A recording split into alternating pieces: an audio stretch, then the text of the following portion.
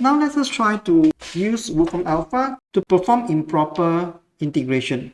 To perform improper integration using Wolfram Alpha, not only you have to specify the expressions of the integrand function, you also have to specify the range of the variable to be integrated. In this case, the range of the integrations is to be running from lower limit 1 to infinity. So let's see how you define this using Wolfram Alpha. Log of x over x squared to be integrated from 1 to infinity. To do that, type integrate, open left bracket. Natural log of x in Wolfram Alpha is typed as capital LOG. The argument in the log should be in the form of an bracketed x. So that's how you define the natural log in Wolfram Alpha. Whatever you key in log or ln or capital Ln or small letter ln with square bracket or with ordinary bracket x, Wolfram Alpha will automatically convert your keystroke into the correct expressions. Ln x is to be divided by x squared, so I'm going to press the slash key which symbolizes the division. I'm now prompted with the denominator placeholder. I'm going to key in x squared, x shift caret 2. And I'm going to tell Wolfram Alpha what is the range of integration as well as the variable to be integrated, which is x. So I'm going to separate the integrand function with a comma.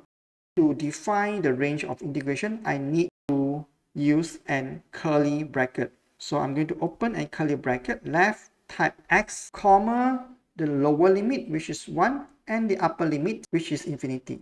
So I'm going to separate 1 from the upper limit infinity with a comma, type infinity. Then close the curly bracket on the right, close the right square bracket. That defines the infinity in Wolfram Alpha. So I'm going to shift enter and it's going to give me the solution for this improper integration is 1. According to the result we obtained from module 6 example 30, indeed it is 1. Wolfram Alpha gives us the right numerical value for this definite improper integral. Let's try to ask Wolfram Alpha to integrate the improper integral of example 31. The expected answer would be pi. So let us try to see how we perform this improper integral. The function to be integrated is 1 over 1 plus x squared. 1 slash 1 plus x shift caret 2. So that is the integrand function separated by a comma, left curly bracket, variable x minus infinity to positive infinity, close the curly bracket, close the right square bracket. Press shift enter and we expect the answer to be a pi. Indeed, it is exactly the values of pi.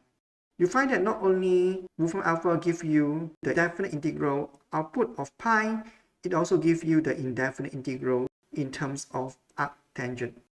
Example 32 is an improper integral where the function of integrand 1 over square root of x is not defined at x equals to 0. So let's see if Wolfram Alpha can handle this kind of improper integration, where the limit of integration is going to run from 0 to 1. So again, I type integrate square bracket 1 over square root. Square root can be generated in the keypad by using sqrt with the capital S, left square bracket, x, close square bracket. That generates the symbol of square root of x. Type comma, curly bracket, x, lower limit 0, upper limit 1, close curly bracket, and then close the square bracket. Press shift enter, wait for a few seconds. The answer is 2. This is just as expected as shown in example 32. Again, Wolfram Alpha gives us the correct numerical result as expected. Not only the definite integrals are given correctly, it also provides you with the area of the integration from 0 to 1. This is the integrand function. And also Wolfram alpha give you the result of the indefinite integral. Example 33 is an divergent improper integral as shown in the slide. In example 33 module 6, we have shown that the integration of this example is indeed divergent. So let's see how Wolfram alpha will respond if you ask it to integrate a function that is going to diverge. Here, the integration is an improper integration of the second type. The function to be integrated is 1 over 1 minus x, and the range of integration is from 0 to 1. And we know that x, when it is equals to 1, the function is going to diverge. So that is the improper integration of the second kind. Press Shift Enter, wait for a few seconds. The result is integral does not converge, which is exactly as what we have expected. The graph shows you that this area under the curve of 1 over 1 minus x bounded between 0 and 1 is indeed divergent, meaning that the area goes to infinity. So we have seen that Wolfram alpha not only gives you a finite value if the definite integral converge. Wolfram alpha also gives you the correct answer that the function to be integrated is divergent in the case where the function is indeed divergent.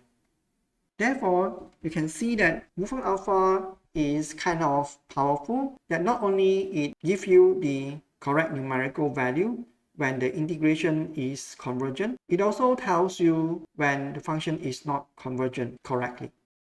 As a conclusion to this video, we have demonstrated the applications of Wolfram alpha to solve improper integrals as shown in example 30, 31, 32, and 33. Overall, in this module, we have demonstrated that Wolfram alpha is not only capable of producing the analytical results for indefinite integration, it could also be applied to work out the numerical value of any definite integral, even in the case where the integral is improper.